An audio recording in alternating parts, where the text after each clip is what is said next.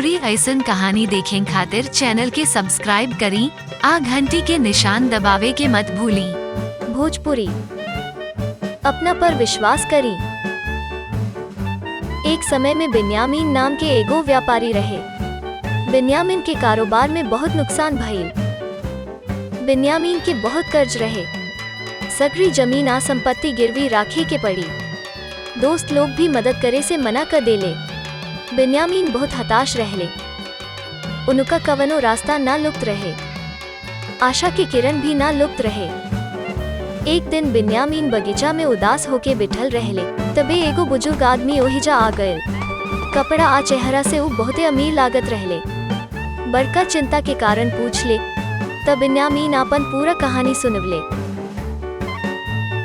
बुढ़वा कहले, चिंता मत कर, हम तोहार मदद करब। तू हमरा ईमानदार लागत बाड़ू, त हम 5 लाख रुपया के लोन दे सकत बानी।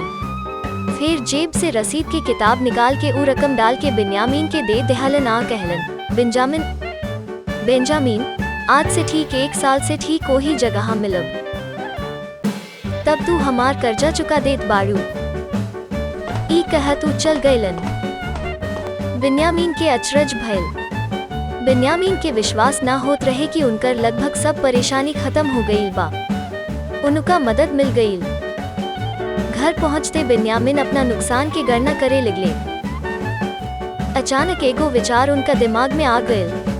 उनका लागल कि एगो अनजान आदमी हमरा पर विश्वास करेला, बाकिर हम अपना पर विश्वास नहीं कर पावत। यह बात के एहसास करत उ चेक अपना लगे रख ले। उ तय कैलन कि पहले उ अपन पूरा कोशिश करी है कि उ कठिनाई से बाहर निकल जाए। एकरा बाद भी अगर कवनो रास्ता नहीं खे रह गईल तो उ चेक के इस्तेमाल करी है। तब से बिन्यामीन खुद के फेंक देले। उ खाली एगो काम में व्यस्त हो गईलन, कवनो तरह से सगरी कर्जा चुका के अपन बिजनेस आगे बढ़ा के। उनकर प्रयास सफल होके लागल। कारोबार ठीक होके लागल, कर्जा चुकावे लागल। 1 साल बाद उनकर हालत पहले से बेहतर हो गई रहे। वही दिन सही समय पर बिन्यामीन बगीचा में पहुंच गएलन। उ एगो चेक लेके बुजुर्ग लोग के खोजते रहले कि उ लोग दूर से आवत दिखाई देता रे। जब उ लोग नजदीक पहुंचले तो उ युवक बहुत श्रद्धा से ओ लोग के अभिवादन कइलस। चेक ओ लोग के ओर उठा के बेंजामिन कुछ कहस, तबही एगो नस दौड़त आयल आ बुढ़ू के पकड़ लेहलस। बिन्यामीन अचरज में पड़ गईलन। नस कहली कि ई पागल बार बार पागल खाने से भाग के लोग के चेक बांटता इधर उधर भागत रहेला। बेंजामिन अचरज से एकटक देखत रहले। जब ना चेक पर उ अपन पूरा डूबत बिजनेस फेर से बनले रहले, उ नकली रहे।